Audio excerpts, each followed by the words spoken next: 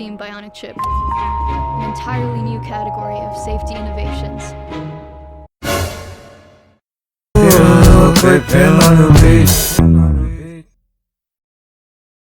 Good day mga pet malupet, it's Shundisi! And before we start, don't forget to click the subscribe button and the notification bell para maging updated ka sa mga videos natin. Kakatapos na ng Apple event last September 7 kung saan ni-reveal ng Apple ang new products nila. Kabilang dito ang new Apple Watches, AirPods Pro 2nd generation at ang pinakaabangang iPhone 14 devices. Ang tanong, is it still worth it to buy an iPhone 13 Pro Max ngayong September 2022 kung saan malapit na ang i-release ang iPhone 14 devices sa Pilipinas? I'll give you 5 reasons to decide kung worth it nga ba ang iPhone 13 Pro Max. Number 1, color. Every time na may new iPhone na nire-release si Apple, merong exclusive color every year. For iPhone 13 Pro Max, we have Shero Blue and ang new addition na Alpine Green.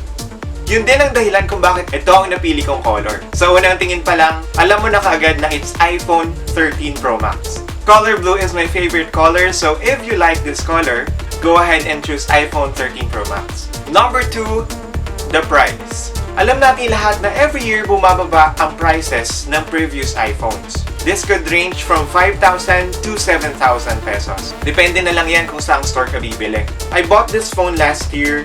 Original price pa siya nun. But if you're planning to buy this one now, I'm sure mas mura na to. Especially once the iPhone 14 Pro Max is released here in the Philippines. If the price is a factor of your decision sa pagbili ng new iPhone, you should consider buying iPhone 13 Pro Max. Number 3, it's good for gaming. To be honest, after kong bilhin ang phone na to, I barely touch my Nintendo Switch na. Kasi dito, I never experienced any lag. Lalo na kapag naglalaro ako ng Mobile Legends, which is something that I do every day. After almost a year, I haven't experienced anything na nakapagpatalo sa akin dahil sa lag na phone. So kapag natalo ako sa game, it's either dahil magaling ang kalaban or malas sa kakampi.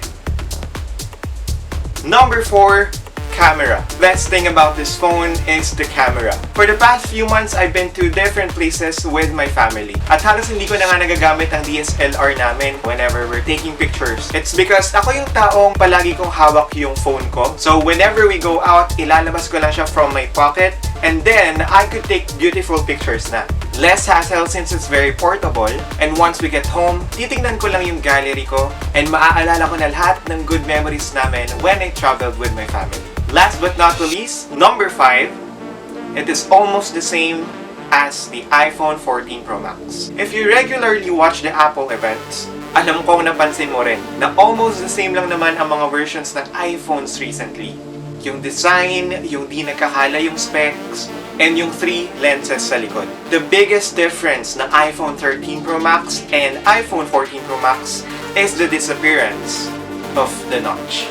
Apple recently introduced what we call Dynamic Island, which made the black pill above more interesting since gumagalaw na siya. And you can interact with it.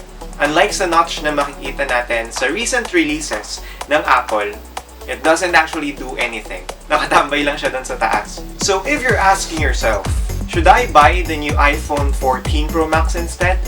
Ang mapapayo ko lang sa'yo is, depende.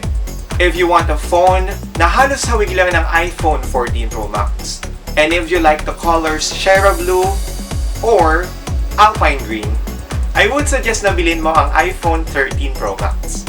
But if you want to get the all-new Dynamic Island and the colors Deep Purple and Space Black, I'd suggest na bilhin mo ang iPhone 14 Pro Max instead.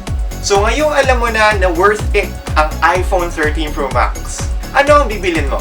iPhone 13 Pro Max or iPhone 14 Pro Max? Comment your answers below.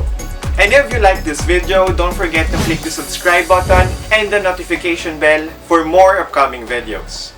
Thank you for watching, mga pet malupit.